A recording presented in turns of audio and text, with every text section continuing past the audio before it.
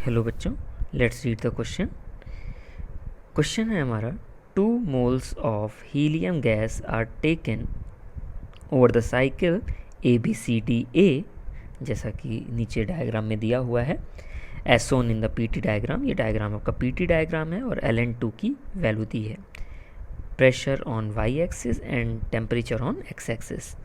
Now question is the work done on the gas in taking it from D to A। तो D से A पे जाने वक्त जो हमारा वर्क डन है वो हमें यहाँ पे कैलकुलेट करना है। तो अगर मैं की कॉन्सेप्ट की बात करता हूँ, की कॉन्सेप्ट यहाँ पे क्या है, तो की कॉन्सेप्ट है वर्क डन कैलकुलेशन। और प्रोसेस अगर मैं बात करूँ तो D से A पे अगर आप जा रहे हो तो उसमें देखें तो टेम्परेचर कांस्टेंट रहता है, यानी प्रोसेस हमारा आइसोथर्मल होगा। तो आइसोथर्मल प्रोसेस के लिए जब हम वर्क डन निकालते हैं तो फॉर्मूला क्या लगाते हैं, वो अगर लिखें WDA लिखेंगे minus of nRT ln initial pressure which is pressure at D upon pressure at A। इस प्रकार से फॉर्मूला हो जाएगा। अक्सर जो हम फॉर्मूला पढ़ते हैं उसमें 2.303 भी आगे मल्टीप्लाइड रहता है, लेकिन वहाँ पे ln की जगह पर लॉग रहता है। तो इस वजह से यहाँ पे ऐसे लिखा जा रहा है initial pressure upon final pressure.